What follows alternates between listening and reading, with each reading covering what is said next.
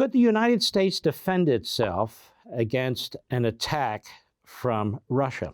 This was looked at a few years ago by the Washington Compost, what turned out to be a pretty good piece, and I wanted to share this with you. Go. Russian President Vladimir Putin says that he got nuclear weapons that are invincible. And that the nuclear arms race is back on, threatening to turn tensions with Washington into a new Cold War. I think we are in this environment where both Russia and the U.S. are introducing new weapons. To the American people, this administration's highest priority is your safety and security. The new nuclear policy came out on February 2nd, and the Pentagon called for the introduction of 2 new types of nuclear weapon delivery systems, and mainly aimed at Russia. Putin actually said that it was a response to that.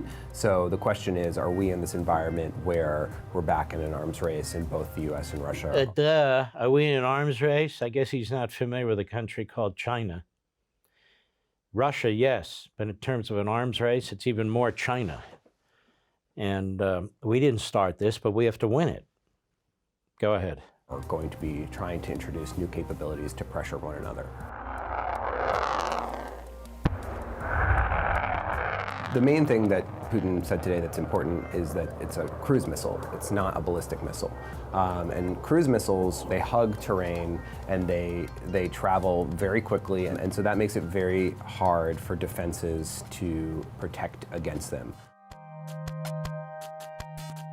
The fact that Russia is putting new threatening cruise missiles into their arsenal makes it much harder, of course, for the U.S. to defend against them, because we have very limited defenses against cruise missiles, full stop, whether they're nuclear or not nuclear. And one of the things to keep in mind is that the genesis of U.S. missile defense systems was in the Cold War era. And the initial idea was that the U.S. could build some sort of giant shield that would protect. First of all, there were no missile defense systems until Ronald Reagan pushed the Strategic Defense Initiative, SDI, and he was mocked. They called it Star Wars by the same media and Democrats who mock Donald Trump. And thank God that Reagan pressed ahead. Look at Israel. They have their Iron Dome, which is a form of the Patriot missile system. Ukraine wanted the Patriot missile system. We didn't give it to them. We have Patriot missile systems in Europe, and we have Patriot missile systems in our own country that protect 2 cities. I can't tell you which ones, but 2 cities and only 2 cities. When we should have them all over the country, protecting the country. That was Reagan's idea, that we have this whole, basically, defensive system so that the United States is as close to impenetrable as possible, whether they be nuclear missiles or other missiles. But of course, like so many other things, the politicians following Reagan didn't follow through with it. So there's 2 cities, basically. We do have these systems. They are genius systems. It cost a lot to develop them. The Israelis have their system, and they took our system and they actually refined it and have shared that technology with us. Go. Would protect against all the Soviet missiles that might hit the U.S. homeland.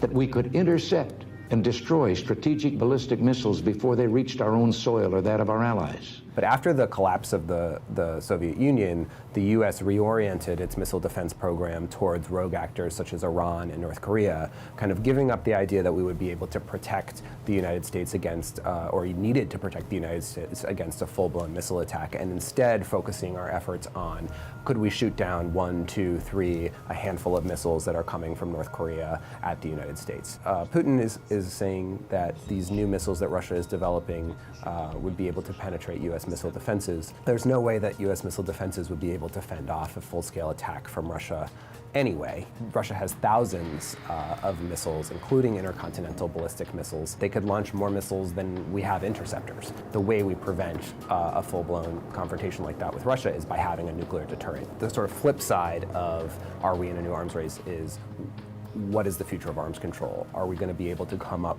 with a new agreement with Russia? Are we going to be able to build that trust and have the diplomatic power to get there? And right now there's a big question mark over that. Well, there is, but again, it's not of our doing. It's of their doing. Want to see more? Sign up for Levin TV.